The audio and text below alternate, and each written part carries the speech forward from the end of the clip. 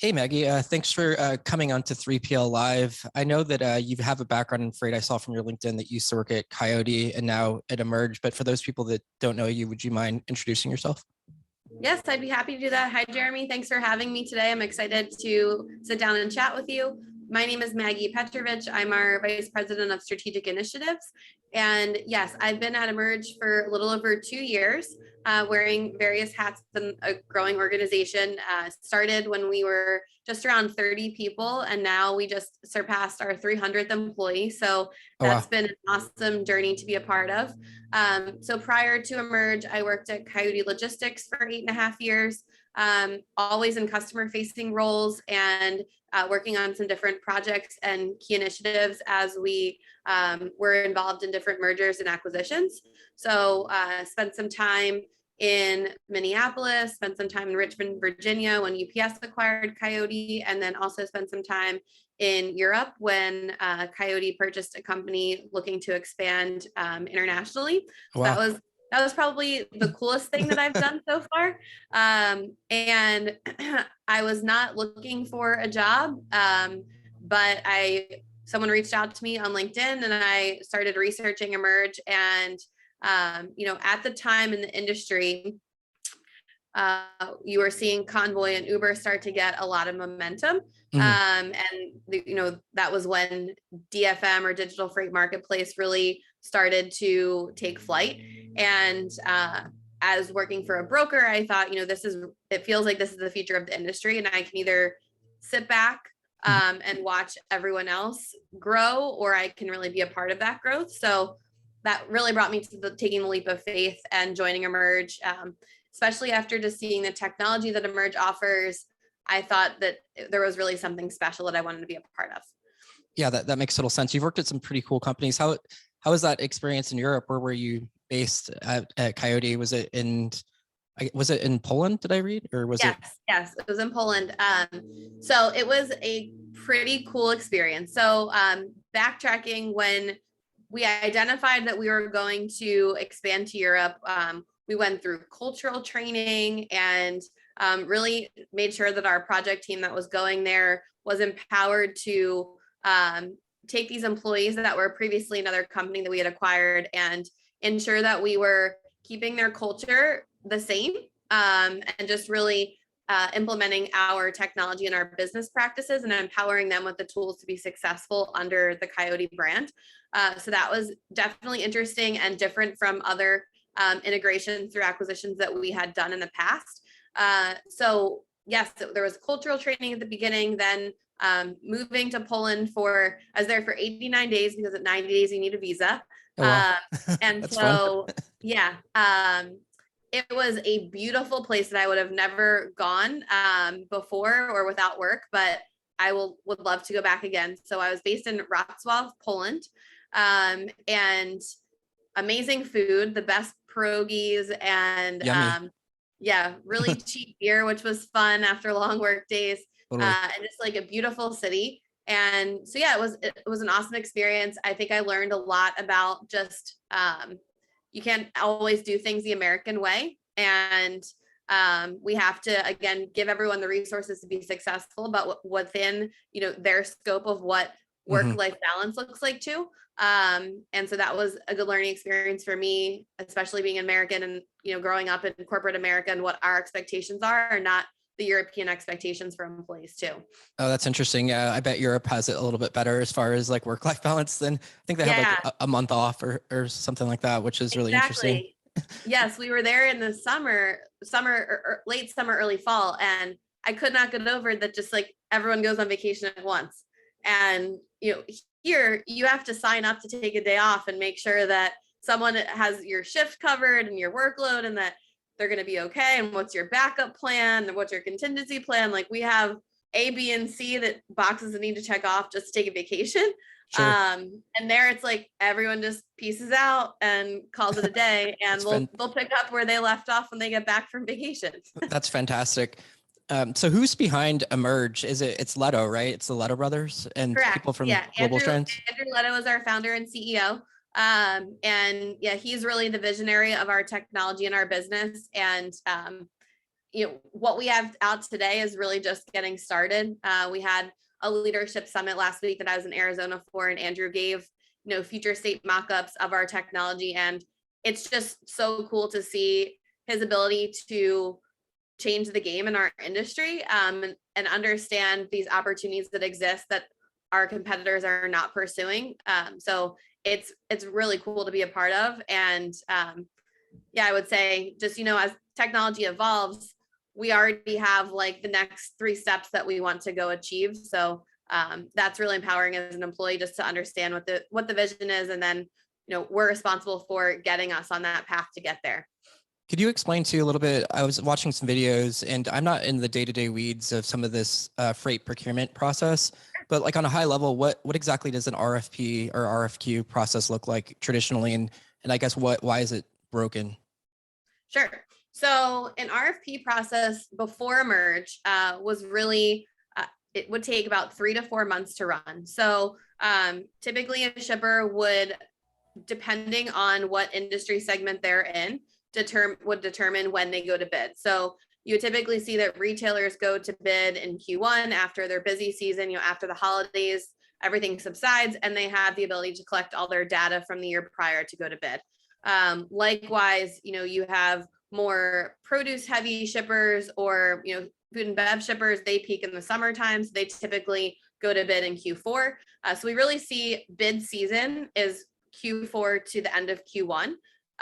And so depending on what type of shipper you are, you'll spend some time collecting the data, which is probably the most cumbersome task involved with all of it, because they have to go into their ERP, their TMS, understand what was their freight spend, what was their freight spend by region, by lane, et cetera. So that all discovery work takes a lot of time.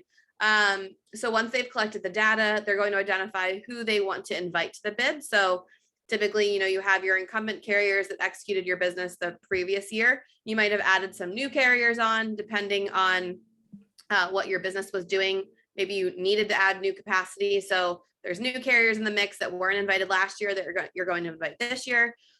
You also need to decide what system you're going to use to run your bid. So traditionally, shippers use Excel. So they'll compile all this data that could have hundreds of millions of dollars of freight spend in it. And then, yeah, they'll compile that in Excel, and then they will just send that out. And typically, sometimes the shipper might anonymize some of the data. I always say the more information they can give, the better, because, some shippers will give like a target rate, which that's helpful because, you can whittle down, do I want to pursue that? Can I come close to that target rate, or is that completely out of scope for my network? So really it's up to the shipper, though, within that process, all of the data that they're going to expose to their carriers that are participating. Some shippers also run like an RFI, which is where they'll send out ahead of time, basically the administrative information about a carrier to compile, the legal information, what their billing status looks like, address, key representatives and contacts at the carrier. Again, just a lot of like clerical work that has to happen on the front end. And then, they'll go ahead and send out the data. And typically, shippers would give a couple of weeks for that to process to take place. So for the carriers to actually go through the bidding process. Where it becomes very challenging on the carrier side is when, as I mentioned, the majority of these annual bids happen during a 6-month period. So if you're servicing a lot of food and bev shippers and they're all going to bid at the same time, it can become serious crunch time for carriers and brokers to get all of the responses back to shippers within that same month. So the carrier will go ahead and submit some rates, again, within the month. Typically, you wait till the last minute because you have a lot going on. So you'll submit at the deadline. Then there could be multiple rounds. So a shipper could decide, I want to uninvite 10 carriers where their pricing was crazy, or I'm just not interested in establishing a relationship with them. They could determine, now I'm going to give feedback. So I'm going to tell you where you stack up. Are you in the top 10%, the bottom 10%? Where does your rate stack up against your competitors? There's a multitude of different things that shippers will do within rounds 1 to 2. Sure. And then, that typically takes another couple of weeks. And then the awarding process takes a few weeks as well. So we'll send out the awards, then there's likely more negotiations that happen. And then finally, I would say like that all takes 3 months. And then at the start of the next quarter is when those rates go live. So you asked what it looks like and why it's broken. Sure. I think you can tell from the amount of time it just took me to explain it. Yeah, it's a lot. That's why it's broken. Anything that has to do with like Excel at this day and age just seems a little bit funky. And are these mainly like truckload carriers? Because it seems like, or the LTL carriers also, LTL carriers are bigger corporations, and it seems like a lot of these truckload carriers are probably maybe less than 10 trucks. And then some of them Right. probably have more than, 20 or trucks or whatever. So is it mainly like these truckload carriers that they're trying to procure rates for, or? Yes, the process I was just talking about was more the truckload procurement process, because there's so much fragmentation that happens in truckload. Likely the process I was talking about, a shipper would include, 20 brokers and maybe 20 asset-based carriers. So they have a mix between asset and broker to understand the difference between the two, and likely the service difference between the two as well. So they typically in full truckload, a shipper will use a strategy where they'll use brokers on a certain part of their business and asset-based carriers on another. Yeah, that makes sense. And it seems too that like a lot of these carriers, it would be probably pretty overwhelming for them to have these spreadsheets with all this data in it. And I'm sure that a lot of the times it sounded like there's like not really, it seems like a cold process. It's not like a very inviting, warm process. If I'm not mistaken, it seems like they're just like, hey, bid on this, and like the chances of you getting it are probably not very high. Is that kind of the ethos of it as it before emerged? Yeah, I think there's a lot of throw stuff at a wall and see what sticks. And when I was in sales, I used to, if I were establishing a new relationship with a shipper, I would try to have a pre-bid meeting so I could understand, having a new seat at the table, where they were struggling and where they were looking for support. Because obviously if you're inviting a new carrier, there's something that you're looking for from that new carrier. And so I would always try to understand what that was and use that as the strategy. But it would be shocking to me how many of those shippers would not even entertain a conversation before the bid. They just wanted to see your rates. And then, the conversations would come after that, which I think, again, back to my previous comment about like the most information you can provide is helpful. You have to be open and understand that like the more that you're willing to put in, the more you're going to get out of it too. That makes sense. And then when these when these shippers send out these, RFPs, like, are they using a variety of different carriers? Or is it usually just like one carrier for like all of their trucking, or it's like kind of a mix depending on the lanes? Yeah, I think it just depends on what their network looks like. So if they have something that has like high volatility and volume, they'll typically use a broker for that. If they have something that's more consistent, that's where they'll look to leverage an asset-based carrier, because there's more consistency that asset needs to be able to execute and commit to business. So that's really the fluctuation that you'll see. Or if there are specific like lanes where they know there's tremendous surges on, think about a beverage manufacturer who surges in the summer. Likely those lanes, they would commit a certain amount of volume to an asset-based provider, and then that surge volume they commit to a broker. Yeah, that makes sense. Yeah, there's some unique solutions that go into procurement, which is why I'm so fascinated by it. But yes, I think just overall the process is broken because there's so many moving pieces. And then if you think about what's going on in the market, really since the pandemic started, and even well before that, we're in an inflationary market. So a lot of the contracts that exist aren't actually being honored. So you're going through this whole process and then the bids aren't even valid. So it's a complete waste of time and money that you have to then revisit and create a new strategy. So we're seeing that there's a lot shorter duration bids that are going on right now, so that they can keep up with how quickly rates are changing in certain regions due to the supply chain constraints that are going on. So it's a contract for pricing with these carriers, but technically it doesn't have to be honored. Is that why we see these tender rejection rates? Is that how it works? Yes, exactly. Mhm. Interesting. So what are they looking for then? They're just trying to get a gauge of what it could be, but I depending on if, think I mean, I think in an ideal world, they're looking for commitment. But things change so quickly. So, you see now when all the port congestion happened in California, demand went through the roof and trucks then, left their commitments elsewhere to go chase the high paying dollars in California. We see similar market dynamics happen when there's like a hurricane or, catastrophic event where we have FEMA and government resources that are open checkbook loads. The carriers then, leave and stop honoring their contractual commitments to go chase these high paying dollar loads, which, there's two sides of the coin. One is you're not honoring a commitment, that's poor service. However, they're also servicing an emergency like that the government is funding. So, and sometimes when the drivers are driving into a hurricane, it's seriously dangerous conditions. So, there's both sides, but at the end of the day, yes, the point is that they're running a bid to get a contractual commitment that will actually be executed. But there are a lot of things that are happening, and especially that have happened recently, that have jeopardized those contracts. interesting. It sounds like a very complex situation that does not sound fun at all. So what does Emerge do exactly then? Does it basically compare, how does it work? So Emerge provides the platform to run the bid. We also provide a platform for shippers to run spot transactions as well, or spot procurement. So we want to just focus on the RFP platform. As I mentioned, it would take about 3 to 4 months for a shipper to run a bid. Now we're seeing large shippers run those bids in weeks.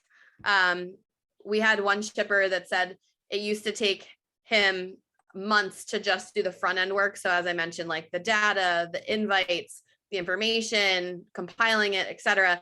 And now he's able to do that in one day. Oh, wow. And so I think it's one of those age old tales of like technology innovating something. There hasn't been a lot of innovation in our space.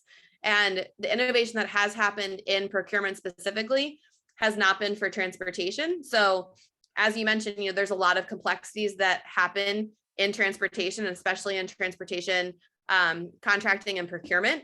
So without, providing a solution to those specific niche issues, it's hard to use a technology that is more an umbrella solution.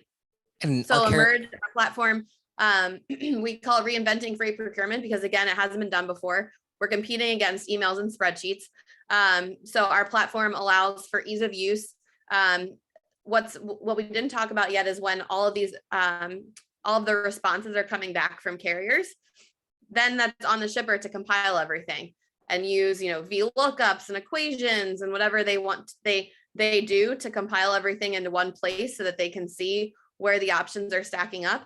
Our technology does that automatically. So as carrier responses are coming in, their shippers are able to see who's in first place, who's in second, what are their volume commitments. And then in addition to that, they're able to run different scenarios. So they're able to say, as we were mentioning before, do I want to allocate an asset-based carrier on this lane, a broker rate to this lane? So the scenario management products that we have allow a shipper to do that automatically based on the characteristics that they've set up for their providers when they start the bid. Interesting. So on the carrier side, how does it work for them? Are they able to bid on a variety of shippers that have, I guess, that need to get rates? And do they have to get like, I guess also like vetted before, or is like anyone allowed to do it? And then the vetting happens after? So there's really two types of carriers that interact in our platform. There are network providers. So that is who a shipper has invited directly to the bid. And then there's also our network of 35,000 carriers in our marketplace. And so that's really the stuff that gets me excited. The fact that we have, as you mentioned, the carriers that have only 10 power units, they're not going to have a direct relationship with a Fortune 50 shipper. They just won't, even though they might have a truck every day in the right place that would service that load to the better than the incumbent network. They're just not going to have that relationship. So through our technology, our 35,000 carriers can directly access that shipper's RFP. and provide options on a bid and have access to a bid that they typically would not have. Interesting. And then are they blind too, like the carriers, or could they see what the other carriers are bidding so they could get more competitive? There is live bid feedback if a shipper decides to turn that feature on for that given bid. Oh, interesting. So they can kind of get a little bit more aggressive if they need to, so to speak. Exactly. Yeah. And so, we talked a little bit about multi-round bids. Typically, one of the reasons that a shipper will run a multi-round bid is because they want to have people sharpen their pencils in round 2. So this live bid feedback feature gives the shipper the ability to, in real time, provide that feedback to their carrier to likely drive down costs without having to run another phase, which is going to take more time and effort. So how does it work once the carrier and the shipper sync up and they're like, hey, that looks good, we want to do business with each other? Then does it move off of Emerge into their like TMS type of thing? Yeah. So typically the shipper will award through our platform and then the carrier accepts through the platform. So all of that again is systemized, system of record, et cetera. And then from there, the shipper will execute in their TMS. So tenders will likely be sent through their TMS, and then to their providers, whether they have API tendering or EDI tendering, that will take the flow that already exists. We are really just the procurement layer assisting with what that capacity and what that given rate is on the lane. Interesting. Yeah, that's really, it makes sense that you guys would do something like this, because it seems like a very antiquated process of pairing these shippers and these carriers together. So I could see why. Does the system also look at like some sort of like machine learning or anything like that to figure out like lanes, to figure out, if the carrier is actually near there? Is that part of it as well? Yeah, that's definitely part of our future state roadmap. As our data and systems get more sophisticated, our offerings will get more sophisticated too. So that's certainly part of the long-term vision. Interesting. And then how would I don't think this is really, you'd mentioned Uber Freight and Convoy at the beginning of the conversation. Is this comparable to them at all, or are they completely different things? So thank you for reminding me on that point. So if you think about what Uber and Convoy's business model is, they are going out and they're taking the financial risk on the load. So they're going and they're purchasing the load, and then they're using a marketplace for the coverage and the capacity. Where we are differentiating from that is, again, in this unowned freight instance where a shipper is running a bid and we're matching that to a carrier. Emerge is not taking on the financial risk. We are just matching the carrier to the shipper through the technology. So that's really what I believe our X factor is, and the differentiator between us and our competitors is that they're taking on that financial risk, whereas we are just promoting marketplace liquidity through supply and demand matching. Yeah, that makes sense. And then what other trends, I guess, just closing thoughts, Sure. Any interesting trends that you have or seen that you're excited about in the marketplace at all? I think that just as we get more sophisticated, so, the part and the secret sauce of building a marketplace is that the more demand we have, the more supply we will have, and the more supply we have, the more demand wants to match that supply. So, the trends that we're looking at is just what are more attractive technologies and more attractive things that we can do within our technology to attract more shippers and more carriers, because we know that will continue to grow the marketplace. So we have some lofty goals to get there, but we truly believe that in order to make this company as successful as possible, we have to figure out what are those sweet spots that our target audiences are looking for, and then build the solutions that meet those needs. Makes sense. I know that you guys have like the global trans crew, which is super heavy hitters, but other than that factor, how do you guys go about like finding, I guess, carriers and shippers to actually start using the product? So we go to a lot of conventions now that, there are more face-to-face events happening. That's exciting. We had a big presence at RELA, a big presence at Food Shippers. We also used our Series B investment to beef up our sales department. So prior to that, we had spent the past couple of years with just 3 salespeople. Now we're up to 25. Wow. So that's really back to the strategy I'm talking about of getting more shippers. We know that the more shippers we get will lead to more carriers. So that's really our strategy. As far as how we're growing the carrier base, we're focused right now on just platform adoption. So trying to have, intelligent conversations with carriers to understand what platforms do they use that they like, why do they like them, and how do we continue to lean into what those solutions are, understanding that, as technology continues to evolve, trucking companies will continue to adopt things, even though they've been more reluctant to adopt them in the past. And we believe, again, having that access to shipper bids that these companies would never have before is an area that they're going to agree to in order to onboard the platform. And then as far as the shippers and the carriers go, was it initially when you guys started, was it easier to get one side or the other? Just out of curiosity. We've definitely built these products specific to shippers, because that's the audience that's running the bids. So I think historically that has been. I don't think either side is easy. Sure. I won't say one's easier than the other, but that has been where we've seen the quickest growth so far. Makes sense. Cool. Well, I really appreciate the time, Maggie. If people want to reach out to learn more about Emerge or or introduce themselves, how do they reach out? Sure, they can go to emergemarket.com. Also, feel free to message me on LinkedIn.